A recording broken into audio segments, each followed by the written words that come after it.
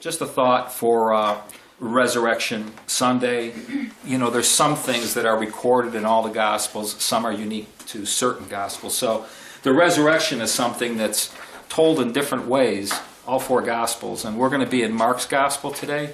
Don't want to get into a real lot about Mark personally. That's maybe for another day. But the gospel that we're going to be in is the first gospel that was written. So I was thinking about it. You know, the first writer, what did he put down on paper as his, Resurrection Sunday? That was really why I went there. You know, he's writing 20 years after Resurrection Sunday. It wasn't like the following week or something. It's 20 years later. And to me, that becomes significant and important for a couple different reasons. You know, one of the things about any of the Gospels, for that matter, they were written relatively near the event. You say, well, 20 years doesn't sound like it's that close. Any historical book, we're still writing books about the Roman Empire 2,000 years later.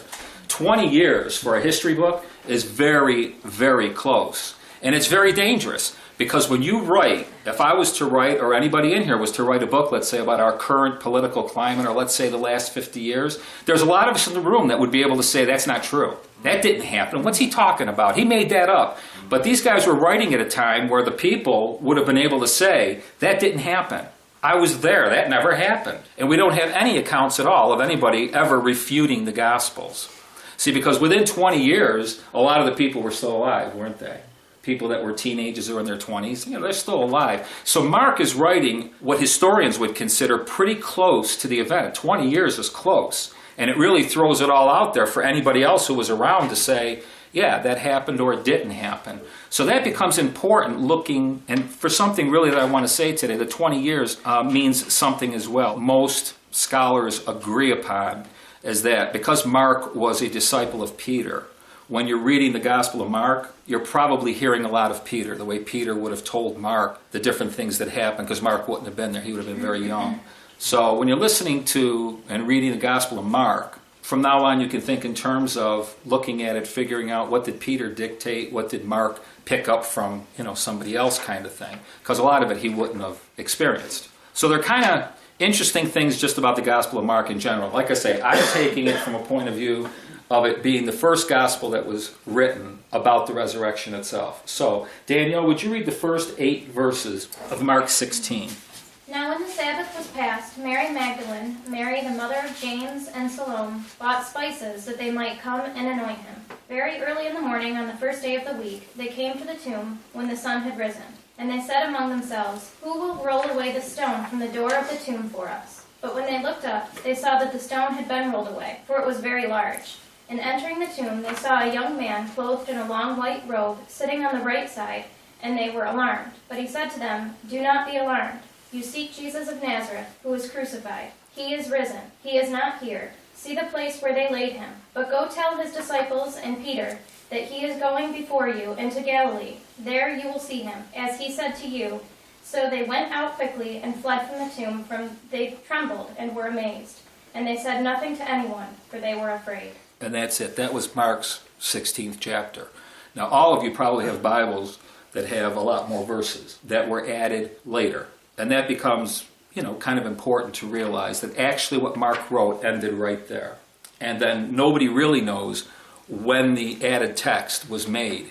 Agreement is that after the church, the early church, saw what Matthew wrote, what Luke wrote, what John wrote, they kind of it's all right. I mean, when you read the end of Mark, he didn't say anything wrong. It just wasn't written at the same time, and we don't know who wrote those other verses. That's all. It's, to me it seems like a bit of an odd ending, but after doing a little bit of studying, I realized that the literary style that he's using was common in the day. Even when Homer wrote the Iliad, he never writes about Troy falling and everything. He insinuates it, but he never writes it. But everybody thinks, the way he ends the Iliad, it's kind of like understood. Now, I said the 20 years is important because Mark would have been writing 20 years later. In those 20 years, these are, in the Bible anyway, and I'm not convinced they're all the appearances, but it's what we've got. He appears to Mary Magdalene, we know that in John 20. He appears to a group of women that Mary Magdalene is included in as they're returning from the tomb. He appears to Peter all by himself, and we've got absolutely no account of what that means. He appears to the 2 disciples on the road to Emmaus. He appears to 10 disciples when Thomas is not there in John 20 in the evening of Resurrection Day. He appears to the disciples when they're with Thomas 8 days later. He appears to 7 disciples when they're fishing at the Sea of Galilee in John 21. These are all instances in the Bible. He appears to the 11 disciples, and the way Paul talks about it, over 500 other people as well, all at once. So that's quite a group of people. He appears to James, his brother, and we're not told where and when. He appears to the apostles on Mount Olivet at his ascension. In all these appearances, he talks with people. He's not like 10 feet off the ground and glowing, He's actually walking around. He's talking with people. He's touching people. They're touching him. He's eating with them. They're eating with him. He's teaching them. They're listening. So all that has taken place, and if we want to, we could include Paul's road to Damascus when he has his experience. We can include that too. I'm including all the appearances that John Mark would have known about that took place within that 20-year period. So he ends his gospel the way he ends it, but there's been 20 years for him to write that gospel. So in other words, Mark has this thing that happens 20 years later. He ends with where they were at, particularly these women leaving the tomb on that day. I think the argument over, the resurrection, whether people believe it or not, that's their choice. It is a matter of faith. We can't prove it happened. We weren't there. We didn't see it. We're standing on the testimonies of people from 2,000 years ago.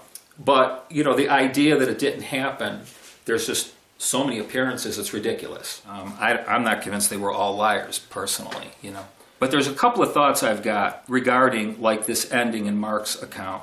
I think, in Mark's case, he might have been coming from a place of less is more.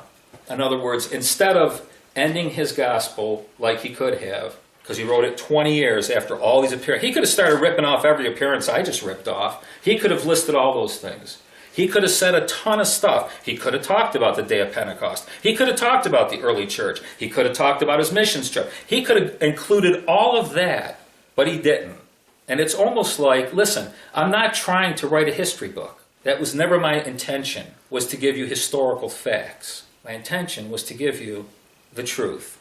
On that 3rd day, we were a wreck, an absolute wreck. In every way you think of it, trembling is physical, and mental and emotional, fear, confusion, amazement, awe, things that you would say, this guy sounds human. He was really describing, I see it, as kind of like the human experience. And the fact that he's writing it 20 years later, to me it's more like he's giving us a testimony more than like a historical document to prove the resurrection took. He doesn't even mention Jesus. He talks totally about the responses of the people who were there. The most unexpected thing happened, though Jesus had said it would happen. And the results was that it rattled them. In other words, I kind of hear Mark saying, we've been living in and by the Spirit for 20 years, as he's writing, in the truth and the power of the resurrection. For 20 years. He doesn't write that, but this is what I hear him saying. But we were not spiritual giants. I'm being honest with you. When it happened, I was rattled. I was seriously shaken to the core of my very being by the whole thing. The crucifixion, the 3rd day. We started in confusion, fear, amazement, awe on the 3rd day. And now it's 20 years down the road. And I got to tell you, this is God. He doesn't write anything like that. He just leaves us with this truth. I'd almost be more suspect, I guess being around charismaniacs, maybe not. But, by the hyper faith thing. Oh, glory to God, I knew this was... He's not saying that at all. He's saying that they were messed up. The resurrection messed them up. But because he's writing 20 years later, he's got a 20-year testimony. Anybody in here, I don't care how long you've been walking with the Lord, you've got a testimony of whatever length of time that is. I think another thing, I'll just throw it out to you. And everybody in here knows me. I'm not trying to pick a fight. But I know that there are people who only come together to worship corporately twice a year, Christmas and Easter, that kind of thing. But I do recognize that today is Easter, and I do recognize what we are as human beings, we're prone to gravitate towards events and places and celebrate them to the point of almost cherishing them, to the point of almost worshiping them, which to the point of almost idolatry, to be honest with you. I'm not picking a fight. I'm just saying. We're people. And I think sort of Mark knew that. You know what? Depending on what I give him, They're going to show up at somebody's house once a year on Easter, and that's going to be it. They're not. It's funny, but nobody's laughing, you know. But the point is that I think Mark was almost deliberately trying to bring his testimony, the resurrected life, to the front. That's what he was more interested in. I'm really not interested in celebrating a day or an event where we all flock to the tomb. I'm not interested in that. I'm interested in living out of the tomb. I'm interested in living a resurrected life. For the last 20 years, that's what we've experienced. We were dead, and now we're alive. We were in bondage, now we're free. We were under a yoke of laws, and now we've experienced love. We were in darkness, and now we're walking in the light. And that's where he's coming from, and that you don't necessarily celebrate 1 day or 2 days a year. It's not an event. I'm not going to paint you an event. I'm not going to make this phenomenal scene in a movie someplace. Whoa! I like those things, by the way, because I think God's into special effects. But I don't think Mark, that's what he wanted. I think what Mark wanted was to tell us, this is what happened, this is where we were at, because we're very human.